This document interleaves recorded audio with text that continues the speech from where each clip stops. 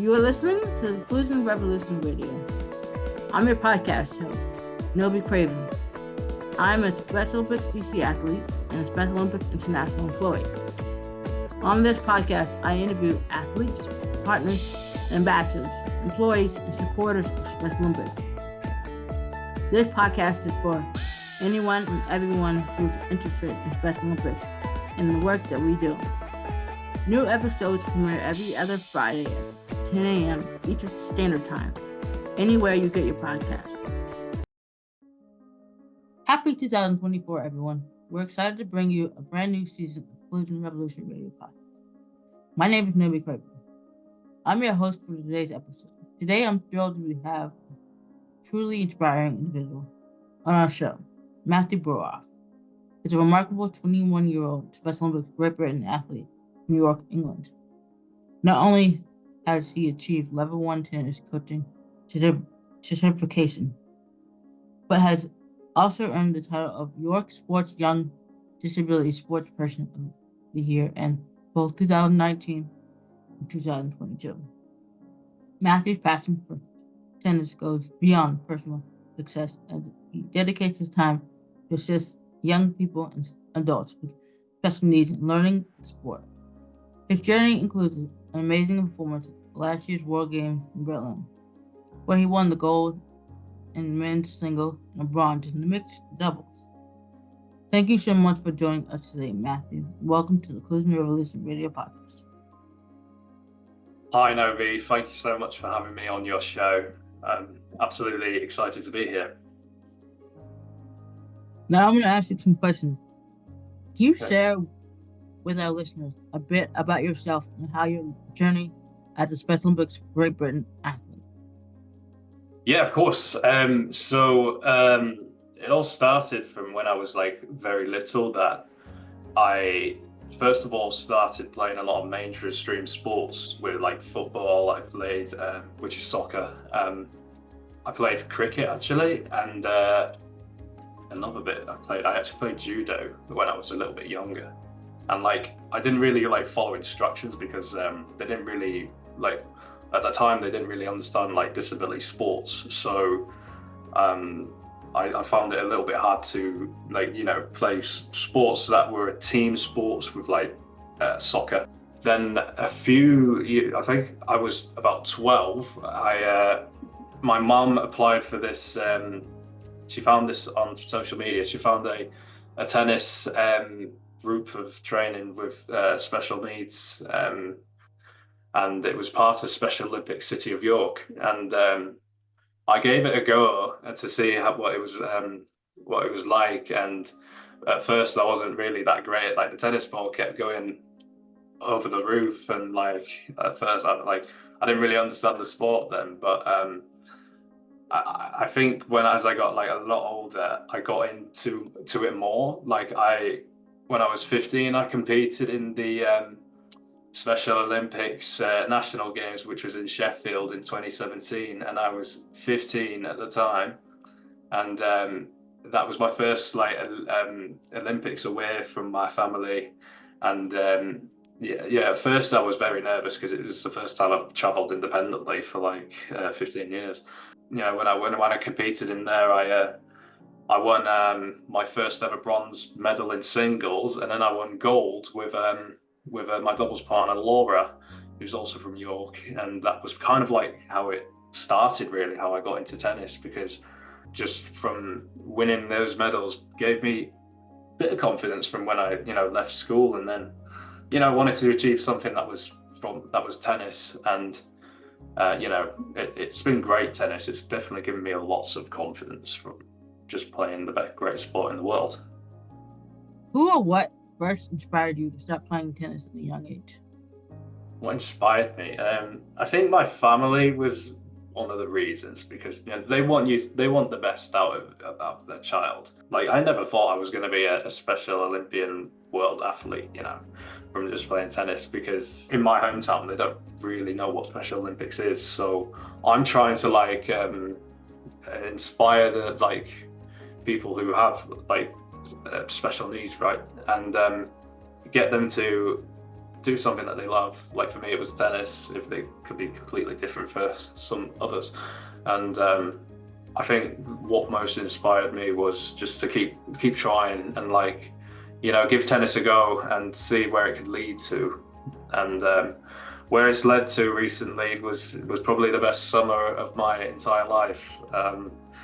Because I honestly, I never thought I would get to experience like the opening ceremony and compete from representing Great Britain to and to make some good experience, make some good memories, memories of a lifetime. And anything can happen if you set your mind to it. It's all about mindset as well. And yeah, I think just the whole experience of tennis has brought so many opportunities. Winning the York Sports Young Disability Sport Person of the Year twice is incredible achievement. How did these awards impact your motivation and involvement in sports? Yeah, so I actually got nominated in 2018 for the Active Yacht Sports Awards, but that time I didn't win that because someone else won it. So I was gutted not winning that for my first time. So then I kind of thought, oh, you know what, I'll try my best next year to try and get nominated. I got nominated again in 2019, which was my second nomination. Then that time I won the award, and that I was very like happy and like at the same time like just shocked, because when they say your name in an award, you just can't believe it, can't you? And it's like, oh my gosh, like I won an award. This could lead to so many like opportunities. And then in 3 years ago, because of COVID and lockdown, the awards was back in 2022. Yeah, that was the second time I won an award as well. And funny enough, the presenter asked me what's next for you, and my answer was to compete in the World Games in Berlin. And that's happened, and I'm just like, it just like shows you with much determination in the sport that you love can lead to so many great opportunities in life. Great. Yes, absolutely. You competed in level 1 tennis coaching. What inspired you to pursue coaching, and how does it feel to help young people and adults with intellectual disabilities learn to play tennis? Yeah, good question. So I think it started with one of my coaches that told me to give level 1 coaching a try, and qualify as a level 1 coach, because that just means that you're a coaching assistant, but someone's leading the coaching. So recently I've been coaching people that have learning disabilities that go to like a special needs school. And sometimes on the odd day, they go to a tennis event, like a tennis training event, to give it a go and give them some experience and social experience to get confident about themselves and see what they enjoy. It might be tennis or it might be something else. And I think because most of the people that have special needs know me very well, that they just enjoy having a rally with me in tennis, just hitting it back to each other. And that makes me smile, because I have learning disabilities too, and to help someone else with a learning disability, it makes me smile. It makes me feel like I've accomplished my coaching experience and to help as many people as I can. What was your training routine like, taking part in Berlin World Games? Yeah, so I think we only had like the one or two training sessions in Berlin. So we had a court to ourselves, and we was actually next to the Special Olympics USA team. So I got to meet, the likes of Loretta, who was there next to us, and Right. she was talking to us GB and saying that she's been like playing Mhm. for a long time at the Special Olympics, like since 1969, I think she said. And because she played tennis too, I was quite excited to meet her. Right. Yeah, yeah. But yeah, that was yeah, it was good to meet the USA Right. team. Having spoken to primary schools across England following your success in Berlin, can you tell me what kind of message you shared to inspire your audience? Of course.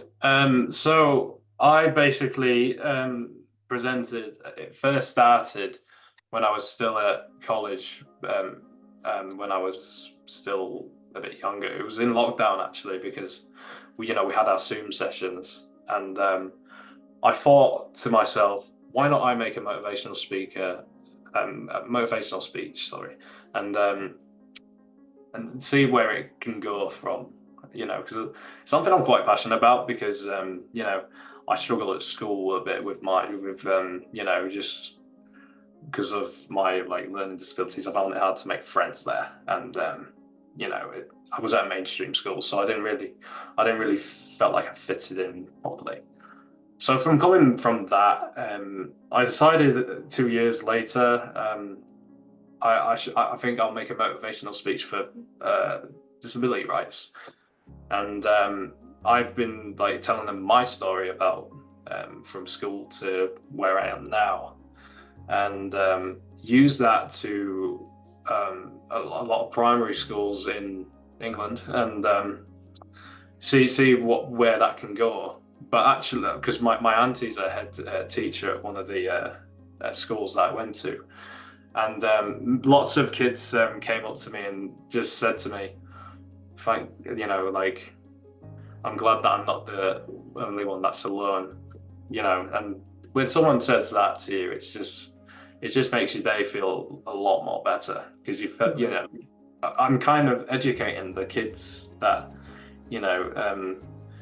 having a disability doesn't stop you from achieving so many opportunities in life. You can still do the things that people without a disability, Right. can.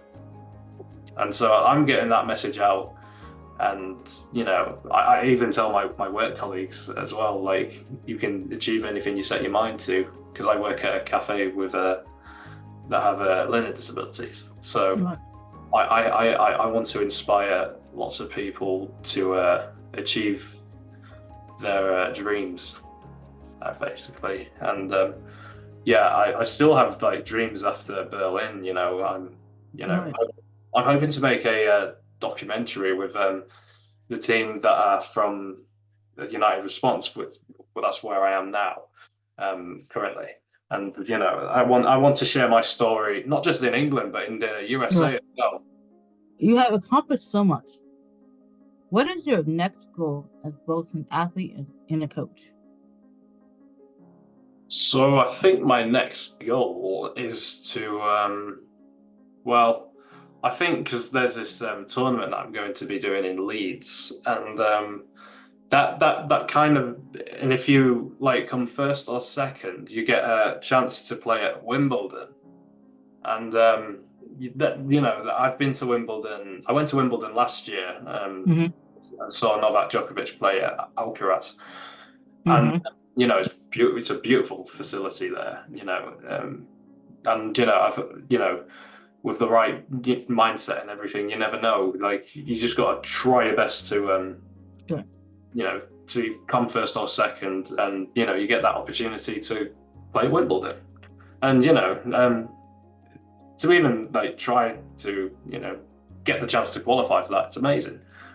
But I think my second goal would be trying to be a motivational speaker in Mm-hmm. around the UK and everywhere else to try and get a story out there Right. and plan that documentary about myself and inspire so many athletes and many other people around the world that can think, if he can do it, I can do it. Exactly.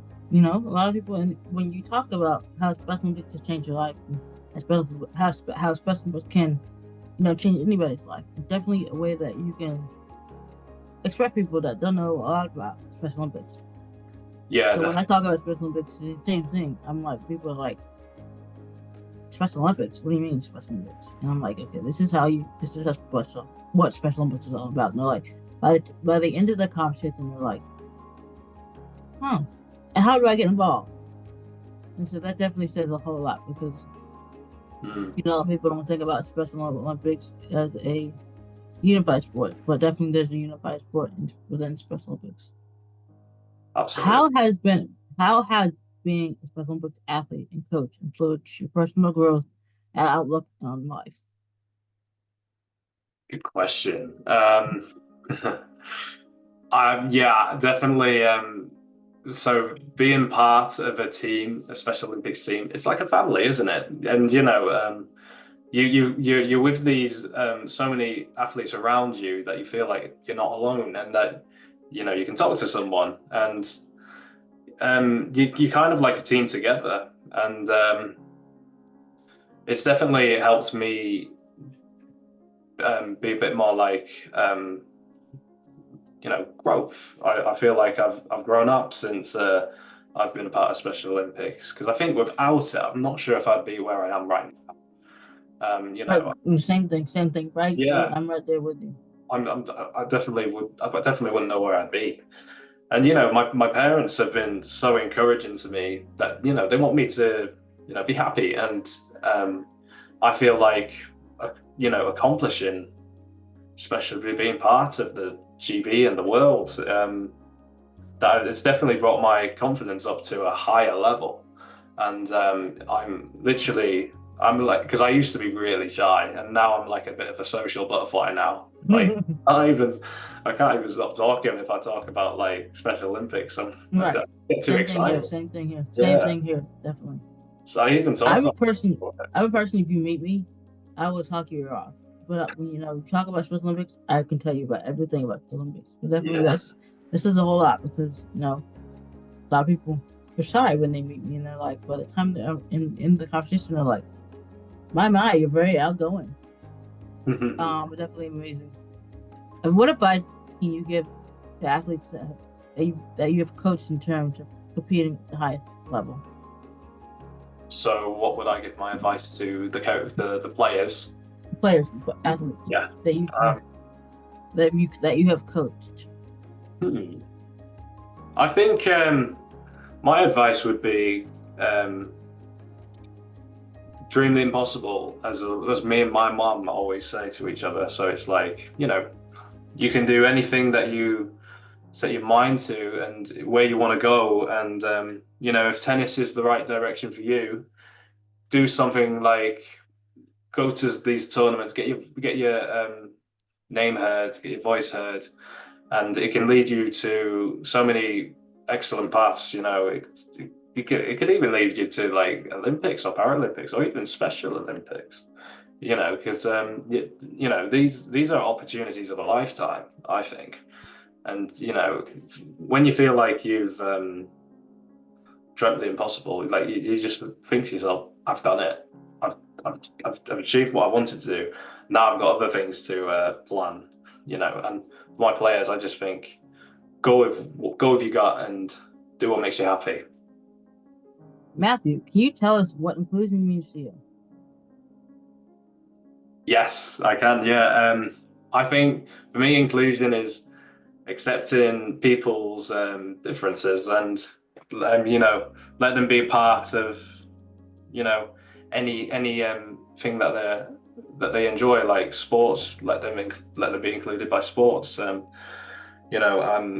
think, because I've been part of a disability sports. I think now that if someone that has a disability, they can go to a mainstream sports. It doesn't matter. It doesn't matter if they're different. Everyone's different in their own way. Because the world would be boring if it was different, right? Thank you, Matthew, for joining today's episode of Inclusion Revolution Radio Podcast. Your journey as a Special Olympics Great Britain athlete and coach is truly inspiring, and we appreciate you sharing your experience with our listeners. Thank you for listening to Inclusion Revolution Radio. Don't forget to subscribe. Tune in again in 2 weeks for a new episode.